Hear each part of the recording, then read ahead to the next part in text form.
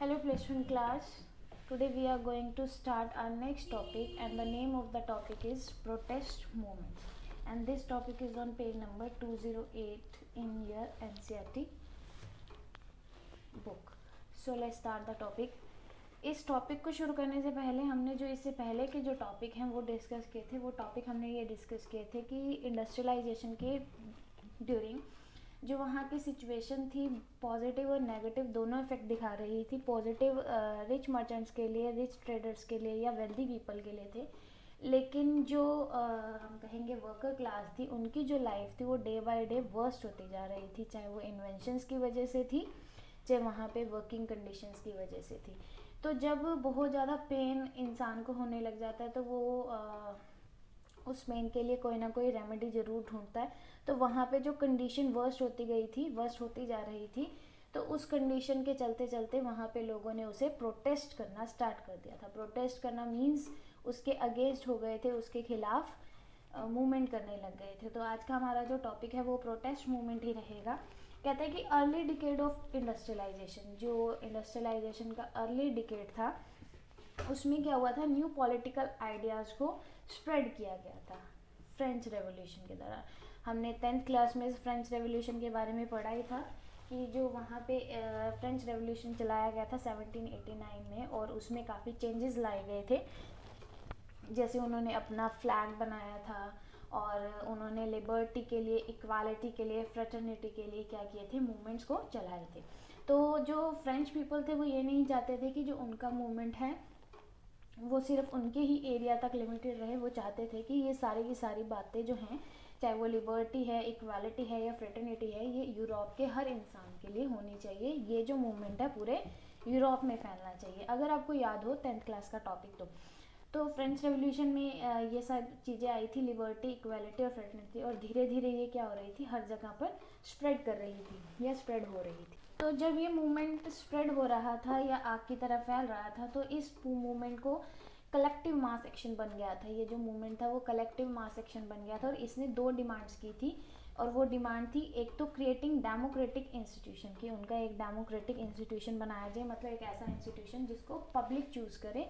जैसे हमारी गवर्नमेंट है, इंडिया गवर्नमेंट है, तो हमारा जो इंस्टीट्यूशन है वो लॉ इंस्टीट्यूशन जो है वो डेमोक्रेटिक है। तो फ्रेंच पीपल भी यही चाहते थे कि उनका एक डेमोक्रेटिक इंस्टीट्यूशन बनाया जाए, मतलब फ्रेंच पार्लियामेंट्री असेंबलीज बनाई जाए। और दूसरा उन्होंने ये कहा था कि हार्डशिप को चेक किया जाए वॉर के दौरान, ताकि जो नेसेसिटीज़ ऑफ लाइफ की आइटम्स हैं उनके जो प्राइसेस हैं उनको ज़्यादा इंक्रीज़ ना किया जाए, अफोर्डेबल प्राइसेस हों, सो दैट जो लोकल पब्लिक है, यानी जो पब्लिक है उसे ईजिली अपनी ब्रेड अवेलेबल हो पाए।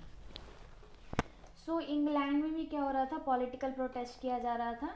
जो harsh working conditions in factories में थी जो दिनों दिन बढ़ती जा रही थी, जैसे हमने अपने पीछे के टॉपिक में या प्रीवियस क्लास में जो टॉपिक हमने डिस्कस किए थे उसमें देखा था कि चिल्ड्रन, लेडीज़ एंड जो वहाँ की वर्किंग कंडीशन थी वो ज़्यादा वर्स्ट होती जा रही थी। तो इंग्लैंड में लोगों ने उस वर्किंग कंडीशन के अगेंस्ट मूवमेंट करने स्टार्ट कर दिए थे। तो the working population aggregated to give the right, उन्होंने ये भी कहा कि हमें यानी वर्किंग पीपल को, यानी फैक्ट्रीज के वर्कर्स को क्या दिया जाए, वोट का राइट भी दिया जाए। लेकिन गवर्नमेंट ने इसका कैसे रिएक्ट किया, आपको पता ही है, हर एक्शन का रिएक्शन होता है। तो जो एक्शन वर्कर्स के द्वारा किया गया था, यानी मूवमेंट का एक्शन, प्रोटेस्ट मूवमेंट्स का एक्शन, उसके रिएक्शन में गवर्नमेंट ने क्या किया, रिप्रेशन किया। रिप्रेशन मतलब उनको दबाने की कोशिश की, एक नया लॉ पास कर दिया, और ये लॉ पास कर दिया कि उन लोगों को कोई भी प्रोटेस्ट करने का राइट नहीं होगा। यानी इंग्लैंड में रह के कोई भी लोग किसी भी गवर्नमेंट के लिए, किसी भी लॉ के लिए प्रोटेस्ट या किसी भी चीज़ के लिए प्रोटेस्ट नहीं कर सकते। तो ऐसा एक न्यू लॉ वहाँ पे पास कर दिया गया था। क्यों पास कर दिया गया था कि जो वर्कर प्रोटेस्टेशन पे आ गए थे और उन्होंने डिमांड की थी कि उन्हें भी वोटिंग राइट मिलना चाहिए, उसके अगेंस्ट गवर्नमेंट ने क्या कर दिया था, एक नया लॉ ही बना दिया था कि आपको वोटिंग राइट तो क्या, हम आपको प्रोटेस्ट करने का भी कोई राइट नहीं देते हैं। तो इंग्लैंड और फ्रांस का आपस में बहुत लंबे समय तक वॉर रहा था, दैट इज़ फ्रॉम 792 टू 1850। और इस दौरान इंग्लैंड और यूरोप के जो ट्रेड थे वो भी काफ़ी डिस्टर्ब हो गए थे, यानी काफ़ी डिस्टर्ब्ड हो गए थे, उनके बीच में आपसी कोई इतना ट्रेड नहीं हुआ था, फैक्ट्रीज जो थी वो शट डाउन हो गई थी, अनएम्प्लॉयमेंट की सिचुएशन वहाँ पे बढ़ती जा रही थी, और जो असेंशियल फूड आइटम्स थी उनके जो प्राइसेस थे वो भी इंक्रीज़ होते जा रहे थे, जैसे ब्रेड के प्राइस इंक्रीज़ हो गए, मीट के प्राइस इंक्रीज़ हो गए। तो वो इतने इंक्रीज थे कि जो एवरेज वेजेस थी ना वर्कर की, वो उस प्राइस उन अपनी वेजेस में उन चीज़ों को, उन फूड आइटम्स को जो उनकी बेसिक नीड्स को फुलफिल करती थी, उनको वो अफोर्ड ही नहीं कर पाते थे। तो पार्लियामेंट में 1795 में टू कम्बिनेशन एक्ट जो था वो पास किया गया। क्या किया गया? ये एमसीक्यू पॉइंट ऑफ व्यू से काफ़ी इंपॉर्टेंट टॉपिक रहेगा। टू कम्बिनेशन एक्ट जो था वो 1795 में पार्लियामेंट में पास किया गया। और वो क्यों पास किया गया? Made it illegal to incite the people by speech और राइटिंग, यानी उन्होंने ये कहा कि कोई भी लोग, कोई भी पर्सन, कोई भी ग्रुप ऑफ पीपल जो है वो किंग के, कॉन्स्टिट्यूशन के, गवर्नमेंट के खिलाफ कोई भी स्पीच या कोई भी राइटिंग वर्क नहीं कर सकता। यानी हम कहें कि कोई भी बंदा जो है वो ना सरकार के खिलाफ, ना कॉन्स्टिट्यूशन के खिलाफ, ना कोई किंग या मोनार्की पावर के खिलाफ कुछ नहीं लिख सकता। तो एक ये लॉ बना दिया गया था वहाँ पे। और दूसरा एक चीज़ बैन कर दी थी कि जो 50 लोगों से ऊपर की अनऑथराइज्ड मीटिंग हुआ करेगी, यानी प्रोटेस्ट करने के लिए जब लोग इकट्ठे होते हैं तो वो 50 से ऊपर नहीं हो सकते और अनऑथराइज नहीं हो सकते। अनऑथराइज मतलब जब पब्लिक इकट्ठी होती है तो वो लोग 50 से ऊपर इकट्ठे नहीं हो सकते, यानी अनऑथराइज पब्लिक मीटिंग को बिल्कुल ही बैन कर दिया गया था उस टाइम पे। क्यों कर दिया गया था? कि ना ही लोग इकट्ठे होंगे और ना ही ये जो प्रोटेस्टेशन का वर्क है वो वहाँ पर किया जाएगा। लेकिन फिर भी वहाँ पे क्या हुआ था, इस करप्शन को, ये जो करप्शन बढ़ रहा था, यानी जो लोगों की वर्किंग कंडीशन थी वो वर्स्ट हो रही थी, लोगों को टॉर्चर किया जा रहा था, इस करप्शन के अगेंस्ट जो था वहाँ पे बहुत ज़्यादा प्रोटेस्ट होने लग गया था। तो वहाँ पे जो बड़े बड़े क्लास के पीपल थे, जैसे लैंड ओनर्स हो गए, मैन्युफैक्चरर्स हो गए, प्रोफेशनल्स हो गए, उन्होंने अपोज करना स्टार्ट कर दिया था कि जो वर्कर्स हैं उन्हें राइट टू वोट का हक नहीं मिलना चाहिए। उन्होंने कॉर्न लॉज को भी क्या किया था, सपोर्ट किया था। मतलब उस लॉ में क्या था, ये था कि हम तब तक गुड्स को इंपोर्ट नहीं करेंगे जब तक उनके जो प्राइसेस हैं वो एक सर्टेन लेवल पर राइज ना हो जाए। यानी उन्होंने सिर्फ अपने ही बेनिफिट के बारे में सोचा, उन्होंने वर्कर्स या लेबर क्लास के बारे में नहीं सोचा। तो उन्होंने जो इम्पोर्ट था उसको स्टोर करके रख लिया ताकि उनके जो प्राइसेस हैं वो अपने डिमांड के अकॉर्डिंग फुलफिल कर पाएँ, यानी हाई प्राइस पे जो इम्पोर्ट थे वो ईजिली वो लोग कर पाएँ। तो जो वर्कर्स थे टाउन्स के और फैक्ट्रीज़ के, उन्होंने अपने गुस्से को, इस फ्रस्ट्रेशन को बहुत तरह से प्रोटेस्टेशन की फॉर्म में वहाँ पर दिखाया था।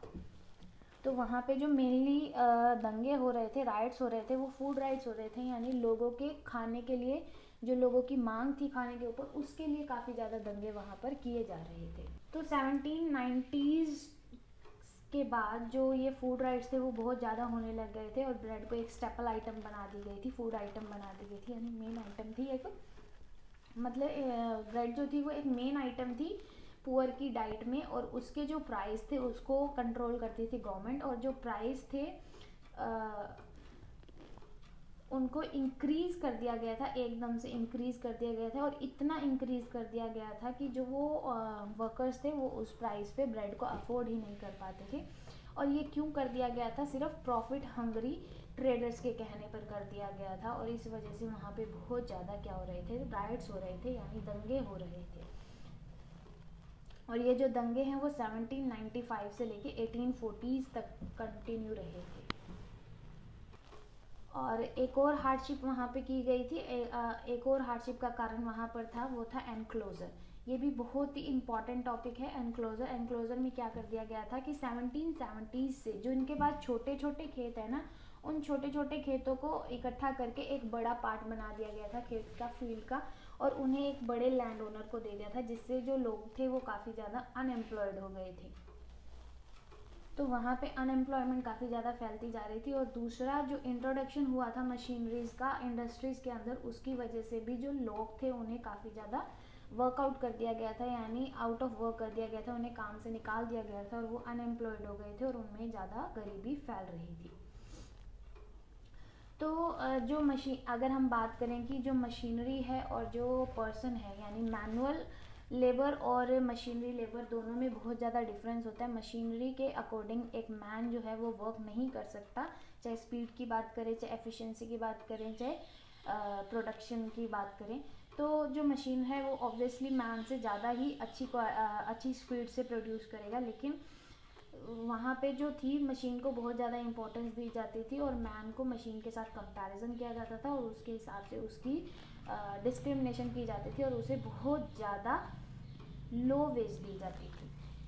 तो 1790s से ये जो वीवर्स थे उन्होंने क्या कर दिया था, मिनिमम लीगल वेज की डिमांड करनी शुरू कर दी थी। यानी उन्होंने पार्लियामेंट के गवर्नमेंट के आगे ये मांग की थी कि उन्हें लीगल मिनिमम वेजेस दी जाए, लेकिन पार्लियामेंट ने उसे रिफ्यूज़ कर दिया था, बिल्कुल मना कर दिया था, जिससे वो स्ट्राइक पे चले गए थे।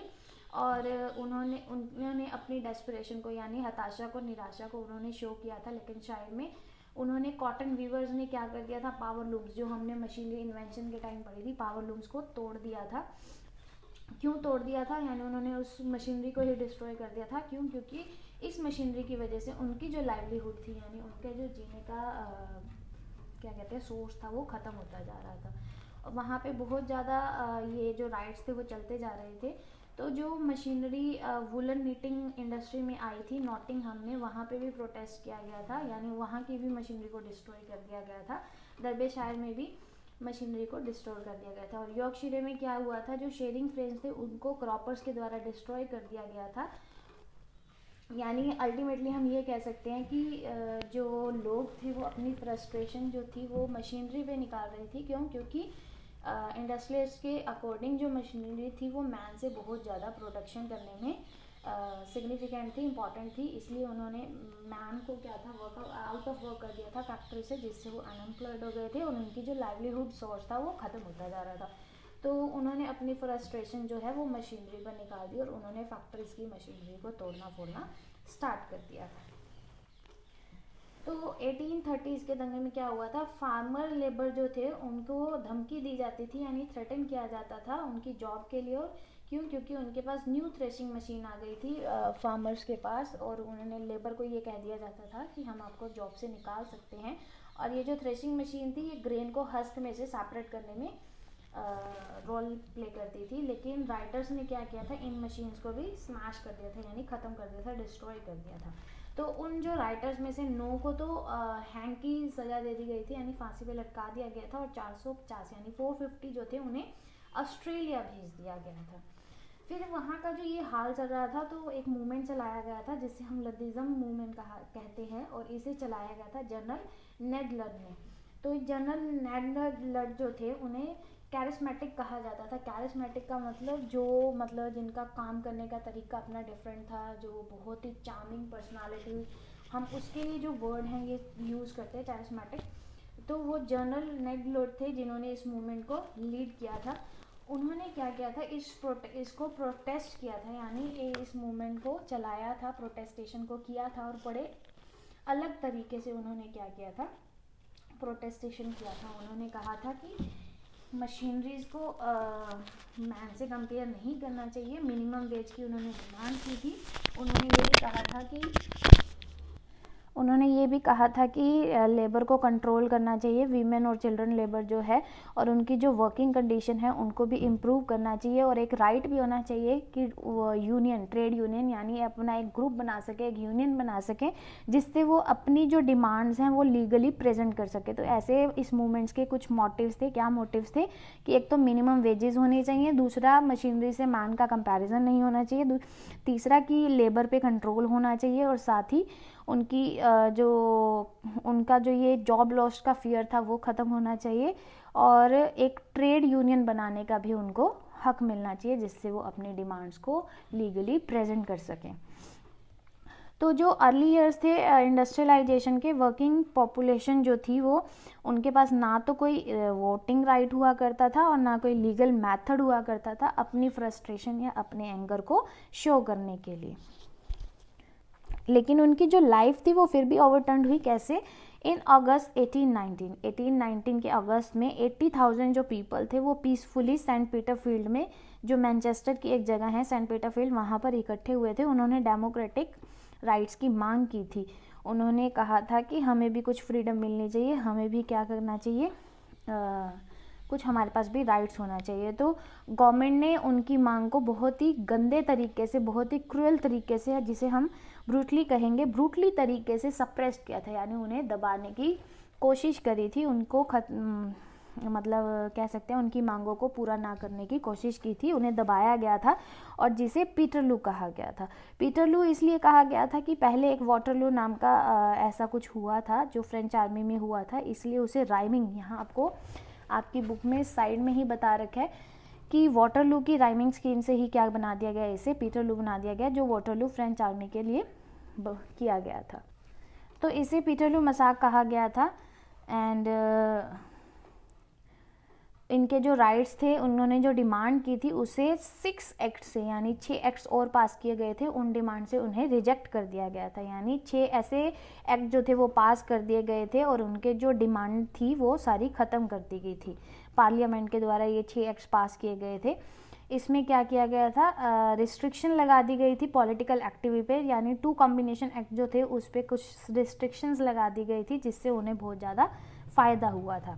और पीटरलू के बाद उनको मतलब कॉमन हाउसेस बना दिए गए थे, जैसे ये हमारे हो गए क्या कहते हैं राज्यसभा और लोकसभा, तो ऐसे वहाँ पे भी कॉमन हाउसेस बना दिए गए थे, जिसमें ज़्यादा से ज़्यादा रिप्रेजेंटेटिव जो थे वो पॉलिटिकल ग्रुप्स को रिप्रेजेंट करते थे, और कॉम्बिनेशन एक्ट को फिर 1824 और 25 में रिपील कर दिया गया था, यानी उसमें कुछ चेंजेस आए थे, और वो क्या रिफॉर्म्स थे, क्या चेंजेस थे, इसके बारे में हम अपने नेक्स्ट टॉपिक में डिस्कस करेंगे।